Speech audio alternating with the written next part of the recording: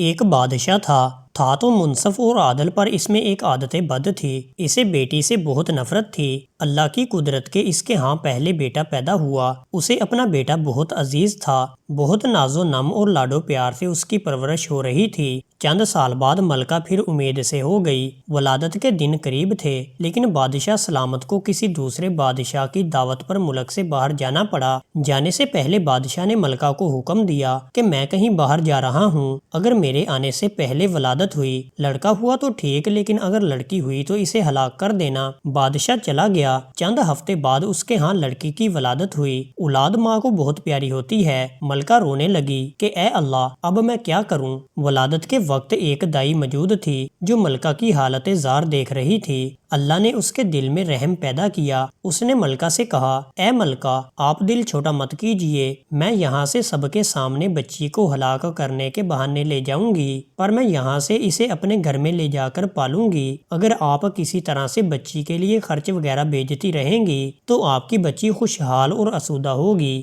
وگرنہ مجھے غریب کو جو نصیب، اس سے اسے بھی پالنے کی کوشش کروں گی۔ ملکہ نے کچھ سونا چاندی زیور وغیرہ بچی کے واسطے تھما دیے، بچی کو اس کے حوالے کیا۔ محل میں یہ بات پھیل گئی کہ دائی نے بچی کو لے جا کر ہلاک کر دیا ہے، جبکہ دائی نے شہزادی کو اپنے گھر لا کر پورے ناز و نم سے اس کی پرورش شروع کر دی۔ جب بادشاہ اپنے سفر سے واپس آیا تو اسے یہی احوال سنایا گیا کہ آپ کے جانے کے بعد بچی کی ولادت ہوئی اور آپ کے حکم کے مطابق اسے ہلاک کیا گیا۔ بادشاہ اپنی بدعادتی کے باعث خوش ہوا۔ دائی نے لوگوں کے سامنے شہزادی کو اپنی نواسی ظاہر کیا۔ کبھی کبھار بادشاہ سے چھپ چھپا کر شہزادی کو لاتی اور ملکہ کا اپنی بیٹی کو دیکھ کر اس کی ممتا کو کچھ قرار ملتا اور وہ دائی کو سونا چاندی اپنی بیٹی کی نگہداشت کے واسطے دے دیا کرتی۔ چونکہ شہزادی کی پرورش اچھے طریقے سے ہو رہی تھی، اس لیے خوب قد کاٹ نکالی، خوبصورت بہت تھی، اس لیے جوان ہوتے ہی دنیا کے سامنے شہزادی نہ ہوتے ہوئے بھی شہزادیوں کی طرح دکھنے لگی۔ ایک دن بادشاہ کی سواری شہر سے گزر رہی تھی۔ اسی وقت شہزادی اور دائی بھی اسی راستے سے گزر رہی تھی۔ بادشاہ کی نظر شہزادی پر پڑی۔ پوچھا، یہ کون ہے؟ وزیر نے کہا، یہ اس بیچاری عورت کی نواسی ہے۔ بادشاہ نے حکم دیا، مجھے یہ بہت پسند آئی ہے، کل اس کے گھر میرے لیے رشتہ لے کر جانا۔ چونکہ حقیقت کا کسی کو پتہ نہیں تھا، اس لیے دوسرے دن وزیر، وکیل وغیرہ دائی کے گھر بادشاہ کے لیے اس کی نواسی کا ہاتھ مانگنے گئے۔ اب دائی کے اوسان خطا ہو گئے کہ یا اللہ، اب کیا کروں؟ اس نے صاف انکار کرتے ہوئے کہا، میں ایک غریب ہوں، میری نواسی بادشاہ کے لائق نہیں، اور نہ ہی بادشاہ کا کسی غریب سے رشتہ جوڑنا صحیح ہے، اس لیے دوبارہ اس سلسلے میں میرے گھر مت آئیے گا۔ بادشاہ خود تو نہیں آیا، لیکن دائی کے گھر رشتے کے لیے بہت سے بندے بھیجے۔ سب نے دائی کی بہت منت سماجت کی، لالچ دیے، دھونس دھمکی دی، لیکن دائی ٹس سے مس نہیں ہوئی۔ تب بادشاہ نے حکم دیا کہ دائی کو پکڑ کر خوب سزا دے دو تاکہ وہ رشتے کے لیے مان جائے۔ سپاہی دائی کو پکڑ کر بادشاہ کے سامنے لائے اور انہوں نے اسے خوب کوٹ کوٹ کر پیٹنا شروع کیا۔ سپاہیوں نے دائی کو کپڑے کی طرح نچوڑ کر رکھ دیا۔ بیچاری پہلے سے ہی دو ہڈیوں پر تھی، اتنی مار برداشت نہ کر سکی اور بادشاہ کے سامنے چیخ پڑی، بادشاہ سلامت، یہ کوئی اور نہیں بلکہ آپ کی بیٹی ہے، میں نے اسے ہلاک کرنے کی بجائے لے جا کر اپنے گھر میں اس کی پرورش کی ہے۔ اب بادشاہ کو احساس ہوا کہ وہ کیا غلطی کرنے جا رہا تھا۔ خدا نے اسے گناہ عظیم سے بچایا۔ وہ اور زیادہ غصے میں آ گیا۔ اپنے بیٹے یعنی شہزادے کو بلا کر حکم دیا کہ اپنی بہن کو جنگل میں لے جا کر قتل کر دے اور اس کی آنکھیں نکال کر اور گردن کا خون لا کر مجھے دکھا دے تاکہ مجھے یقین ہو جائے۔ شہزادہ پریشان ہوا کہ وہ کیسے اپنے ہاتھوں سے اپنی بہن کو قتل کرے، اس کی آنکھیں نکال لے اور اس کی گردن کا خون لا کر باپ کو دکھا دے۔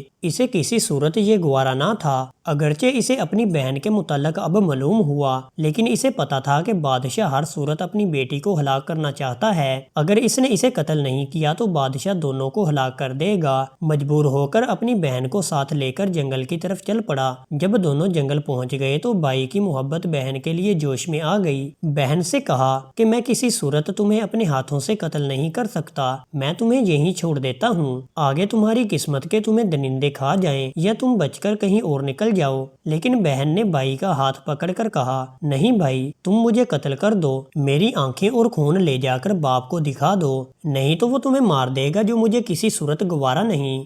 دونوں بھائی بہن ایک دوسرے کے گلے لگ کر رو پڑے۔ آخر کسی طرح بھائی نے بہن کو منا لیا۔ شہزادی آنسو بہاتے ہوئے گھنے جنگل کی طرف جانے لگی۔ آخری بار پلٹ کر بھائی کو دیکھا اور جنگل میں گھس گئی۔ اس کے بعد شہزادے نے ادھر ادھر سے ڈھونڈ کر ایک ہرن کا شکار کیا، اس کی گردن کا خون نکالا اور آنکھیں نکال کر لے جا کر بادشاہ کو دکھا دیں۔ بادشاہ نے آئینہ منگوایا، اس میں ان کی آنکھوں کو اور اپنی آنکھوں کو غور سے دیکھا۔ جب اس کو یقین ہو گیا کہ آنکھوں کا رنگ ایک ہی ہے، تب اسے تسلی ہوئی۔ ملکہ نے کسی طور پر شہزادے کو بلا کر اس سے بیٹی کے متعلق پوچھا۔ شہزادے نے ماں کے سامنے سارا احوال گوش گزار کر دیا۔ ملکہ نے منہ آسمان کی طرف کر کے ہاتھ اوپر اٹھائے اور بیٹی کے لیے دعا مانگی کہ اے اللہ، تو میری بیٹی کی حفاظت کر، اسے اپنے امان میں رکھ اور اسے کسی اچھی جگہ پار لگا۔ اب آگے شہزادی کا قصہ سنیے۔ شہزادی جنگل میں رہنے لگی اور بھوک مٹانے کے لیے جنگلی پھل پھول بوٹے کھا کر اپنا وقت گزارنے لگی۔ اس دوران بہت سا وقت گزر گیا۔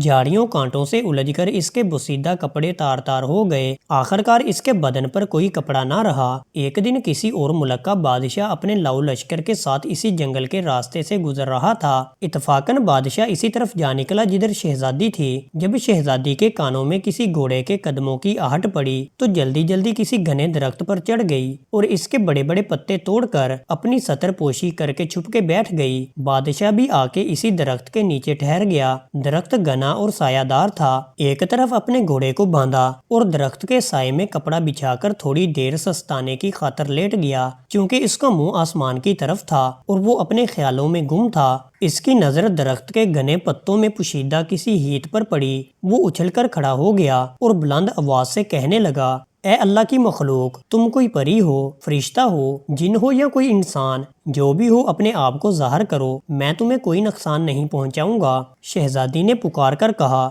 اے مسافر، میں ایک لاچار لڑکی ہوں، میرے جسم پر کپڑے کے نام پر کچھ بھی نہیں ہے، اگر تم اپنے نیچے بچھی چادر کو میری طرف پھینک دو تاکہ میں اسے ڈھانپ کر نیچے اتروں اور تم سے بات چیت کروں۔ بادشاہ نے اپنے نیچے بچھے کپڑے کو اٹھایا، اس کا گولا سا بنا کر اس کی طرف پھینکا۔ شہزادی نے اس کپڑے سے اپنے جسم کو خوب اچھی طرح ڈھانپا اور کسی نہ کسی طریقے سے درخت سے اتر گئی۔ جب بادشاہ نے شہزادی کو دیکھا تو اس کے حواس گم ہو گئے۔ اس کے پورے ملک میں کوئی اتنی خوبصورت لڑکی نہیں تھی۔ پورے دل و جان سے شہزادی پر فریفتہ ہو گیا۔ جٹ شہزادی سے کہا، میں ایک بادشاہ ہوں، اگر تم برا نہ مانو تو میں تم سے شادی کر کے تمہیں اپنی ملکہ بنانا چاہتا ہوں۔ اندھا کیا چاہے دو آنکھیں۔ شہزادی نے حامی بھری، وہ بھی ایک ایسا بندہ چاہتی تھی جو اسے عزت دے۔ بادشاہ خوشی خوشی شہزادی کو لے کر اپنے ملک روانہ ہو گیا۔ اپنے ملک پہنچتے ہی بادشاہ پہلے وزیر کے گھر جا پہنچا اور اس سے کہا، ایسا سمجھو کہ یہ تمہاری بیٹی ہے، میں کل رشتہ مانگنے آؤں گا اور شادی بیاہ رچا کر اپنی امانت یہاں سے اپنے محل لے جاؤں گا۔ وزیر نے اداب بجا کر کہا، بادشاہ سلامت، آپ پوری طرح سے تسلی رکھیے، یہ آپ کی امانت ہے اور میری بیٹی، جب آپ کا دل چاہے اسے بیاہ کر لے جائیں۔ بادشاہ شہزادی کو وزیر کے گھر چھوڑ آیا۔ اگلے دن وکیل قاضی بادشاہ کا رشتہ لے کر وزیر کے گھر آ پہنچے۔ وزیر نے رشتے کے لیے ہاں کر دی۔ ایک دو دن بعد منگنی ہو گئی۔ بادشاہ شہزادی کے عشق میں سب کچھ بھول چکا تھا۔ جلد ہی شادی کا نیوتا بھیجا اور شہزادی کو بیاہ کر اپنے محل لایا۔ بادشاہ اور شہزادی اپنی شادی سے بہت خوش تھے۔ اس دوران بادشاہ نے شہزادی سے اس کے متعلق کچھ نہیں پوچھا تھا۔ چند سال بعد اس کے ہاں بیٹے کی ولادت ہوئی۔ بادشاہ بہت خوش تھا۔ اس نے شہزادی سے جو اب ملکہ بن گئی تھی پوچھا، اب جب کہ اللہ نے ہم دونوں کو اولاد نرینہ سے نوازا، تم اب ایک بیٹے کی ماں بن گئی ہو، اب مجھے بتاؤ کہ تم کون ہو، کس کی بیٹی ہو اور کس جگہ سے تمہارا تعلق ہے۔ شہزادی نے کسی طریقے سے بادشاہ کو ٹال دیا۔ ماہوں سال گزرتے چلے گئے۔ بادشاہ کے ہاں دوسرے بیٹے کی ولادت ہوئی۔ بادشاہ نے دوبارہ شہزادی سے وہی سوال دہرایا۔ شہزادی نے پھر بادشاہ کو ٹال دیا۔ آخرکار ان کے ہاں جب تیسرے بیٹے کی ولادت ہوئی تو اس موقع پر بادشاہ نے شہزادی کو حقیقت معلوم کرنے کے لیے بہت دباؤ ڈالا۔ آخرکار شہزادی مان گئی اور بادشاہ کو حقیقت بتائی کہ وہ فلاں ملک کے بادشاہ کی بیٹی ہے۔ بادشاہ کو کس طرح بیٹیوں سے نفرت تھی، اس نے کس طرح مجھے مارنے کا حکم دیا اور دائی نے مجھے کس طرح بچا کر اپنے گھر میں میری پرورش کی۔ بادشاہ نے کس طرح مجھے دیکھا، پھر کس طرح اپنے بھائی کے حوالے کر کے قتل کرنے کا حکم دیا۔ میں اس طرح جنگل میں خوار زندگی گزارنے لگی، وہاں تم نے مجھے دیکھا، مجھے اپنے ساتھ لے کر آئے اور مجھے سے شادی کی۔ بادشاہ نے جب شہزادی کی دکھ بھری کہانی سنی تو اس سے کہا، اپنے آپ کو تیار کرو، میں تمہیں تمہارے ماں باپ کے گھر لے جاؤں گا۔ شہزادی نے بہت منت سماجت کی کہ مجھے میرے ظالم باپ کے سامنے مت لے جاؤ، وہ مجھے قتل کر دے گا، لیکن بادشاہ نہیں مانا۔ آخرکار وہ مجبور ہو کر اپنے ماں باپ کے گھر جانے کو تیار ہو گئی، یعنی سسرال جانے کے لیے تیار ہو گئی۔ بادشاہ نے پورے جاہو جلال سے ایک بڑے لشکر کے ساتھ شہزادی اور تینوں بیٹوں کو بھیجا، لیکن خود کچھ ملک کے ضروری کاموں کی وجہ سے رک گیا۔ اپنے وزیر، وکیل اور قاضی کو شہزادی کے ساتھ کر دیا اور کہا کہ تم لوگ ملکہ کو لے کر روانہ ہو جاؤ، میں پہلی، دوسری یا تیسری منزل پر تم لوگوں سے ضرور آ کر ملوں گا۔ وزیر، وکیل اور قاضی شہزادی کو لے کر لاؤ لشکر کے ساتھ اس کے ماں باپ کے ملک کی طرف روانہ ہو گئے۔ شام ہوتے ہوئے انہوں نے پہلی منزل پر پہنچ کر پڑاؤ ڈالا۔ خادموں نے شہزادی کا خیمہ تیار کیا۔ تب شہزادی نے دیکھا کہ وزیر کا خیمہ بھی اس کے خیمے کے بالکل قریب کھڑا کیا گیا۔ شہزادی نے وزیر کو بلا کر اس سے پوچھا، اے وزیر، تم جانتے ہو کہ میں ایک بادشاہ کی بیٹی اور ایک بادشاہ کی بیوی ہوں، تم اپنا خیمہ یہاں سے دور لگوا دو۔ وزیر نے کہا، ملکہ صاحبہ، بادشاہ نے ہمیں آپ کی حفاظت کی خاطر آپ کے ساتھ روانہ کیا ہے، اگر آپ یا آپ کے بچوں کو کچھ ہو گیا تو میں بادشاہ کو کیا جواب دوں گا؟ شہزادی نے کہا، مجھے کچھ نہیں ہوگا، پر تم اپنا خیمہ یہاں سے دور کہیں اور لگوا دو۔ لیکن وزیر نہیں مانا۔ خیمے لگ گئے، کھانا وغیرہ کھایا گیا، رات ہو گئی تھی، تھکے ہارے لوگ سو گئے۔ وزیر کے دل میں کھوٹ تھا، اسے نیند نہیں آ رہی تھی۔ آخر آدھی رات کو اٹھا اور شہزادی کے خیمے میں داخل ہو گیا۔ شہزادی پہلے سے ہی بام چکی تھی کہ وزیر بدذات کی نیت میں کھوٹ ہے۔ آہٹ پا کر شہزادی جاگ گئی، دیکھا کہ وزیر ہے تو اسے للکار کر باہر نکلنے کو کہا، لیکن وزیر آگے بڑھنے لگا۔ شہزادی نے کہا،